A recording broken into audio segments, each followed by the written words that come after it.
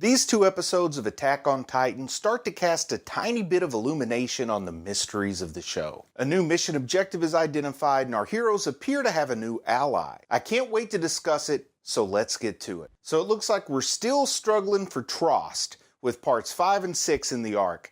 And when I first got into this arc, I didn't realize how long this section of Season 1 was going to be, but it is not disappointing me in the least. It's never getting boring, and they keep introducing new twists. So they can take as long as they need to struggle for Trost, but maybe they're getting close to being done, with the Trost part, of course. And the episodes continue to have a recap beforehand, but a lot of folks in the comments have let me know that this was released weekly, so a lot of folks may need that recap, and I am familiar with the previous Leon segment and shows that I've watched, and also sometimes it was to help with the budget and to make sure they filled the time that was allotted to them and they could extend or contract those recaps to help that out, so that was a good bit of information to have. I have to start off with a confession because I did get a little confused with both the time and the location of what was happening at the beginning of episode 9. I wasn't sure exactly where or when that part was happening, because we get an introduction to some characters that are either new or I don't remember from when they showed up before, but we get an introduction to Captain Levi and his crew. And this Captain Levi seems like a real heroic type guy, and his crew seem like they're a legit A-level, A-team crew that they've got here. There's also this young woman who's wearing rectangle or square-shaped glasses that seems to be very enthusiastic about her scout regiment responsibilities. And I am assuming this is a scout regiment by the cloaks and the feather design on the back. And part of what we learn here with this introduction to this new crew, and we do get to see this crew in action, we find out that the scouts are getting better. I mean, they say that the scouts are getting better, but despite that improvement, there's still like a 30% mortality rate on these scouting missions. And that's a really high mortality rate, in my opinion. Like, if me and 2 other people go to the store, I don't expect one of them to get killed,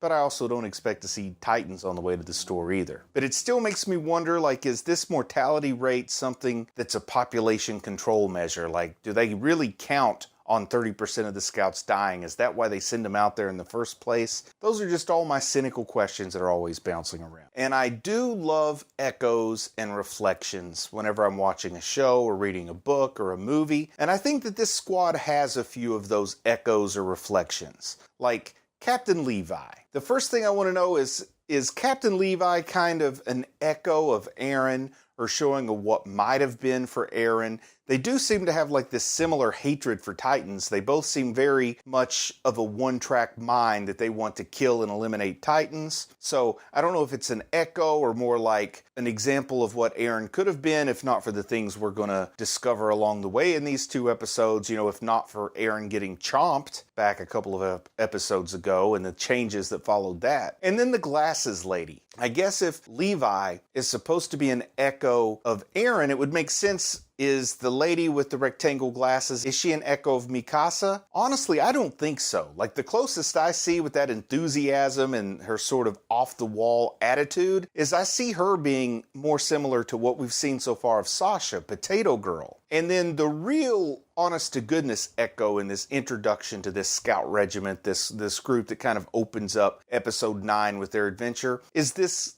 scout that's dying. And when you see that dying scout in this scenario, you can't help but compare it to episode 1 when they're bringing back the remains of the dead scout to his mother and it's all wrapped up and all they have to give her is the arm. And in that scenario, everybody kind of has a whole lot of despair because this person died for nothing, essentially. His death, his life, his contribution amounted to nothing. Well, here in Captain Levi's squad, when we see the scout dying, Captain Levi goes out of his way to make sure and make it clear that this scout died for something, that this scout meant something, that this scout contributed something to humanity.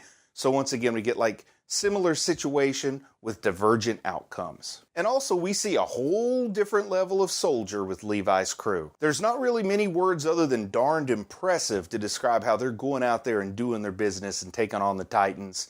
You can tell that they have a lot more experience than the cadets had when they were battling Titans. And I wasn't sure, once again, exactly when this was happening in relation to the events of episode 7 and 8, but the timeline did start to sink in a little better, and I realized then that Levi's crew well, they were out scouting when the attack happened. So this is happening more or less simultaneously to episode 7. So then a few light bulbs started to go off and a few gears started to grind in my mind and things clicked into position. I started wondering, were they out on their scouting mission while this attack was happening? Like clearly a higher grade of soldier than what we saw available to battle the Titans when they attacked. Was it just a coincidence that they happened to be away from the city when the attack happened? Or is there some kind of sinister behind the scenes manipulation that was making sure that either the attack happened while they were out or that they were out when the attack was planned to happen?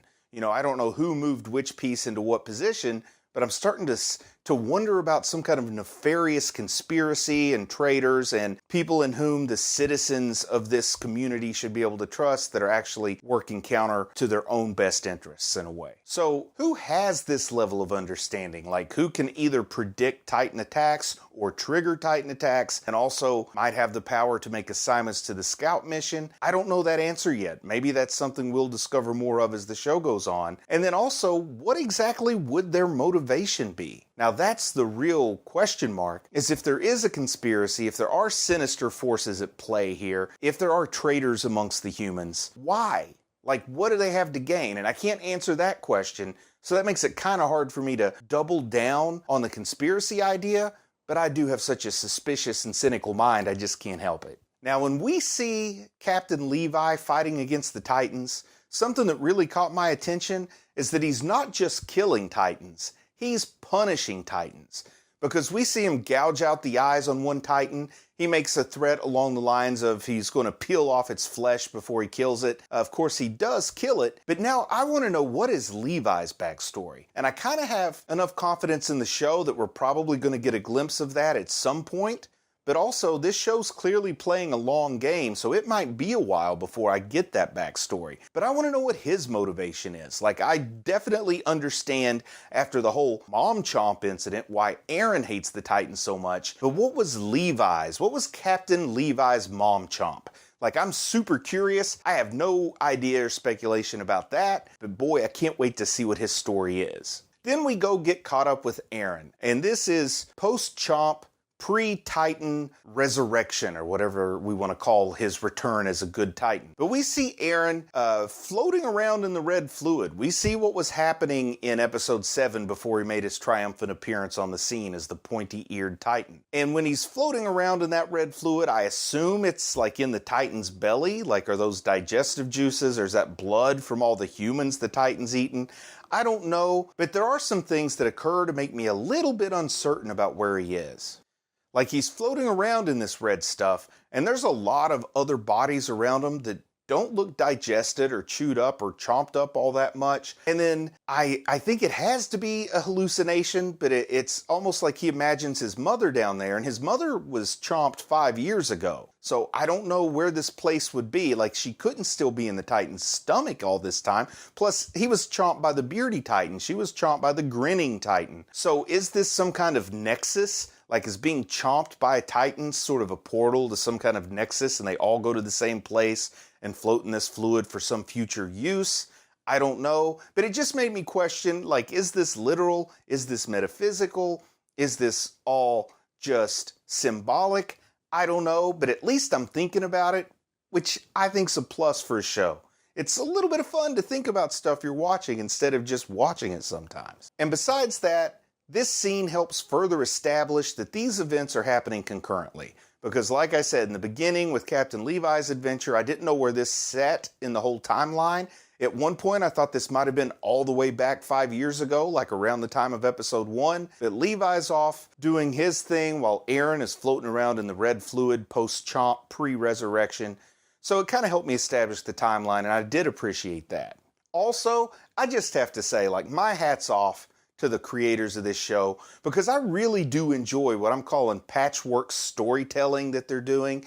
And when it's done well, it's just super satisfying and it's super enjoyable. When it's done poorly, it can cause a show to be almost unintelligible. But it's done really well here, so my hat's off to the creators, because that's ambitious. That's a risky way to tell a story. If you don't do it right, it could backfire. They did it right.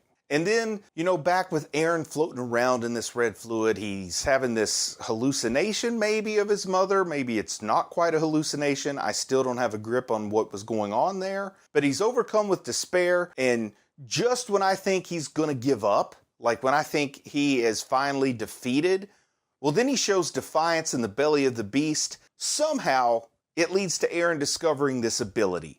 And this ability to become a Titan is still something I don't fully grasp, but we do have this awesome burst out scene. Like the way it's staged, the way it's framed, the way it's represented, the entire part of the execution of this burst out scene, like starting off with an arm just plunging out of the bearded Titan's mouth, and then the Titan keels over, and it's like instead of a chest burster from Alien, we have Aaron's pointy-eared Titan bursting out of his back and just destroying it. Looks over, the head is still intact, and he just starts stomping on that dead bearded Titan that chomped him. Stomp for a chomp. I think that's fair. Where I come from, you're lucky if a stomp's all you get for a chomp. But this was just so full of wonderful artistic choices, in my opinion. And we get to spend some time from Titan Aaron's perspective. And we get to see him going around, fighting, killing, sort of what he's feeling a little bit. We get to see that whole event from episode 7 and 8 through his eyes to a degree. And then we go on to some new stuff here. We see Aaron, he's sort of waking up. I mean, at the end of episode 8, we saw him sort of emerge from the Titan corpse after the big battle there. But now we see him kind of waking up and getting his footing. He's back in his human form, and he's clearly disoriented from the transition. As if there wasn't enough reason for the poor guy to sort of be confused and disoriented, he is surrounded by troops that are supposed to be on his side but are very clearly hostile. He's got cannons pointed at him. It all seems, at least to me, it seemed out of the blue and somewhat inexplicable. And it's also understandable that he's already prone to confusion, and having guns and cannons pointed in your face just doesn't help in that situation. And something that I didn't realize is just how many people saw what happened. There are a sizable number of others that kind of know that Aaron came out of that Titan and that whole event played out. I sort of thought it was only going to be his inner circle that knew about it, but while it's not exactly public knowledge, there's a big part of the public that has that knowledge. And I was kind of surprised at just how much distrust came from his fellow soldiers. I'm watching this heroic event, or these heroic events in episode 8, and then I was caught off guard by how much the soldiers were afraid of him and ready to just get rid of him right then and there. But when I thought about it a little bit more, it does make sense, because that probably is like an honest reflection of human nature and how all too often we fear what we don't understand. And we get to spend a moment or two with Jean. And when we see Jean, it's clear from his body language and that all of these events are weighing very heavily on him. And he did a very respectable job as an impromptu leader. And he's clearly developing as a leader, and he sort of turned over a new leaf there. But the aftershock of it has him a little bit wiped out here. And we learned that there was a confidentiality order put in place. So the first thing I'm asking when I see there's a confidentiality order is, who ordered this? Like, who is the person that wants to keep this confidential? I've got my thoughts as, episode 10 plays out, but then why? Why do they want to have this be a secret, which is a hard secret to keep, as many people seem to know about it at this point? Your first instinct would be, or at least their justification for this gag order, I'm sure would be to prevent panic among the populace. But that's just like an easy cop-out. I don't think that's their real motivation. I wonder if this is really somebody trying to cover something up. Is this part of a cover-up, this gag order? Well, I guess by definition, a confidentiality order is sort of a cover-up. And this cynical part of me leans way more towards a selfish or ego-driven or a nefarious cover-up, rather than just one of, until we understand it better, we don't want to talk about it type cover-up. So I think it's probably going to be something that I find distasteful, but I've been wrong more than once. We do see that the engineers have found a clever way to use the Titans themselves as a barrier against other Titans, which I think is cool. They have like this chain-style net, and it's got like these spikes or these barbs or something like that on it, and they're hooking Titans in place against the wall. And it's kind of gruesome and violent and vicious, but it also seems pretty effective. And I had to respect the ingenuity of this corps of engineers to come up with that. It has a very like zombie-like feel to it, and I also think it's sort of implied that this defensive technique is the creation of Hannes. You know, Hannes, who we met in episode 1, who at first was this person who was drinking too much and was portrayed as a coward. Now he's really found his place in the defense of humanity as an engineer. And also another cool thing that we see from Hannes is he expresses confidence that the 3 children he rescued are capable of survival. And is this just because he has some sort of affection to them, or he feels like a protector since he rescued them? He feels some sort of responsibility, and he's just saying this to make himself feel better? I mean, that certainly could be something that someone says. Or does he really think he could judge their strength and their resourcefulness at this really early age, you know, when he rescued them 5 years ago? Or, and this is what I think maybe out of that sense of responsibility, perhaps he's been kind of quietly keeping tabs on them, like he's sort of from afar followed their development and their progress as cadets over the past 5 years, and that he's not just basing this on his impression of them when they were younger 5 years ago. And we get this older reserve officer. I think his name is Captain Vorman. I call him a reserve officer. I'm not entirely sure what his role is, but his name is Captain Vorman, and he's one of those supply officers during the battle who more or less abandoned his post. He was accused by younger folks of treason himself during what we saw in episode 7, and now here he is adamantly accusing Aaron of treason. And he's kind of like the ringleader. He is the commanding officer on the spot who is really seems to have his sights set on killing Aaron. And it leads us to this tense, prolonged standoff that really is the central story of these 2 episodes. It is what moves these 2 episodes along for the most part. But for me, this standoff was kind of a little reminiscent of like some of the old Western cowboy movies I used to watch when I was a kid. Stuff like Rio Bravo or High Noon, where they have these tense standoffs where our heroes are woefully outnumbered and how are they going to find their way out of this predicament. It just had that nice little Western standoff feel to it. But our 3 central protagonists, they have a cannon trained on them with an explosive round from what we see later on. And it almost seems like overkill. But then again, looking how it all plays out, it wasn't overkill because it wasn't effective. But it's also really, really indicative of just how much fear is the motivation for this Vorman character. W-O-E-R-M-A-N. Vorman, I think is how you pronounce it. And it's just such a wonderful illustration of this concept. He is afraid, but what is he afraid of? Is he afraid of someone else? Is he afraid of himself?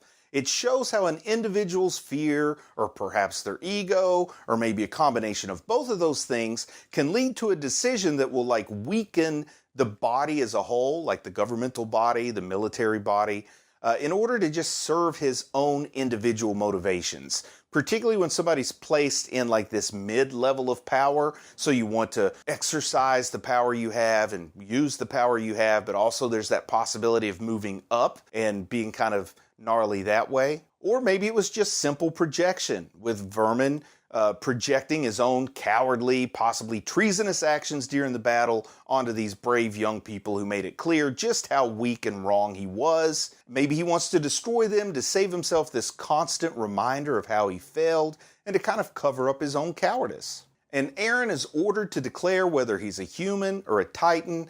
It's kind of heartbreaking here just how many people are really eager to kill Aaron. Like, why do they feel so threatened by his difference? I guess, Titans are the threat, so I can sort of relate to that, but because I'm seeing this in a large part from Aaron's perspective, breaks my heart to see them turning on him like that. They're absolutely willing to throw away what's potentially humanity's greatest weapon against these Titans in their fight for survival just because they don't understand it. Mikasa does stand up for Eren with both of her blades drawn. Again, this is reinforcing what we've learned about Mikasa so far, her loyalty and her bravery. And I love it because there's this part where one of the soldiers that's familiar with Mikasa points out how she's basically equal to 100 normal soldiers or 100 regular soldiers, which is pretty impressive. I'm loving the way that Mikasa is such a fighting and killing machine. But also I've seen some of the regular soldiers' performance, and maybe it's not as impressive as it sounds because not all of them are great. But Eren is still clearly struggling with a little bit of memory loss from the whole thing. And I just can't help but have this outpouring of empathy for this young guy that's placed in such a dire situation, and he's not fully equipped to immediately comprehend what's going on around him. And, he doesn't even understand his own nature yet. Like, he doesn't quite know what happened, and he's being asked to explain it, and it's just unfair to the poor guy. And when he does declare that he is a human, well, his declaration is ignored, and they go ahead, and it makes it clear that the decision was made, and what he said, there was no answer that was going to satisfy Vermin, that the decision was made and Vorman was going to get rid of him. And, just when I'm watching this, the feeling that I'm getting is this whole standoff is way more about Vorman than it is about Aaron. And here's where we get like a slightly informative flashback, because Aaron thinks back to this key that he was given, the key that we saw earlier in the season, and he thinks about his father and this mysterious command to go find the basement. And this is that basement I speculated so much about in my last review video. Like, I feel a little validated by that now, but I'm still not certain what's in this basement. I'm also worried that it might take me into the final season to actually get there because, like I said, this show's playing a long game, so you got to be patient, but I trust the payoff will be worth it. But we do see Aaron get this injection from his father, but the only explanation we get about that injection is that it's going to make him forget and that, quote, they will remember. So who are they? Like, is this basement filled with people? Or at least entities instead of serum? My earlier theory is it's full of serum to make everybody into these Titan Transformer people. And then I start to wonder if becoming whatever it is that Aaron has become now, does that grant like a prolonged life because we've seen the healing, maybe some measure of limited immortality of sorts? And then I start to wonder if maybe this basement is filled with like the first generation Titan riders. I don't know what else to call them. I'll call them Titan riders for lack of a better term. And it also makes me start thinking about what a cool idea bioorganic mecha can be. I mean, isn't like a biological construct just a machine, but it's a machine built out of different materials? And then for some reason I had a random thought about the movies, the Pacific Rim movies, and I know that the mechas in the Pacific Rim movies are called Jaegers. And then suddenly like a eureka went off, and I wondered if they're called Jaegers as an intentional homage to Attack on Titan. That's something, I didn't know about Attack on Titan when I saw the Pacific Rim movies, and for some reason it didn't really click in until episode 9 of Attack on Titan season 1 that I'm doing for these videos. But the cannon fires, Aaron bites his own hand, and a surge of energy emanates out from him. He transforms into something that shields himself and his friends from the attack of the cannon. But what he turns into is like an incomplete Titan. It's like a torso, a rib cage, a little bit of muscle, and no flesh. So I wonder, why was he only part of a Titan? And then I start to wonder, like, what are the limits to his power? A bit later, he will say something about he only summoned enough for protection, but that makes me wonder if he can summon less, then can he also summon more? Like, if he really wanted to, could he become as big as the Colossal Titan? I guess there's a whole lot of possibilities and a whole lot of questions to be answered by the narrative of the story. We get a glimpse in episode 10 of a soldier with some psychological damage, something I'll call battle fatigue. And we see this despondent guy is talking to Marco, and he seems suicidal, and Marco's trying to protect him. And then we even see like some of this psychological battle fatigue hits Potato Girl, which I wasn't expecting her to be affected like this. And I think it's wonderful when a show that features action can also feature the consequences and show the human damage, even among the survivors or people who wouldn't even have been considered casualties by the standards of the battle. This is a concept I don't think humans even really started to understand or to comprehend until sometime around that prolonged misery of World War I.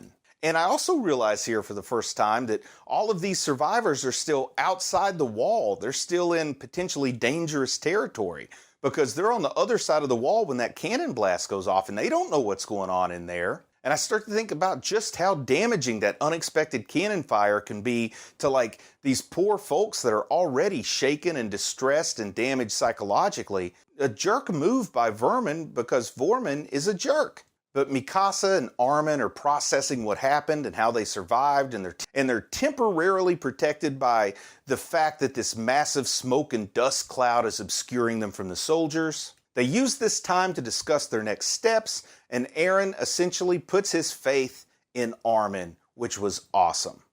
And it's really touching to see the way that these three are shown to trust one another and just how strong their connection is and their bond is. And Aaron, discloses to both the viewers and to his two friends about his basement mission. And he says at this point, I've got to go to that basement, like this flashback suppressed memory of what my father told me to do.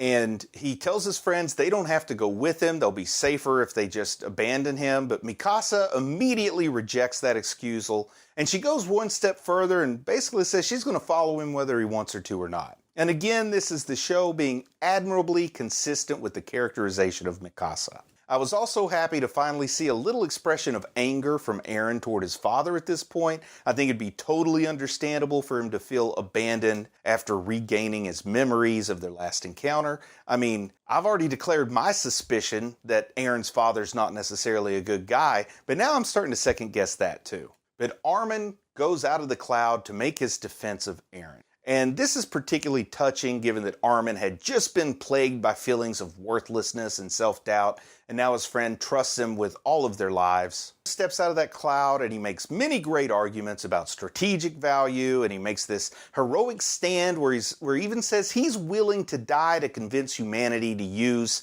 Aaron as their greatest asset. But the most interesting point of this argument to me is his argument's kind of about self-identification. I mean, he says, look, we saw him fight the Titans. We saw him protect the humans. If he considers himself one of us, then what more do you need? I thought that was a great argument. But of course, as I've already said, Vorman is a jerk. He already had his mind made up.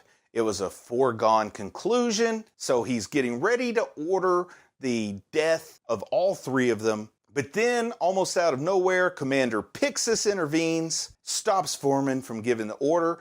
And I guess at this point I need to apologize because previously, a couple of videos ago, I confused Pixis with Shadis, with the commandant from the training, like the drill sergeant type. I thought that Pixis and he were the same person. It's clear by now that they're different people, and many people corrected me on that.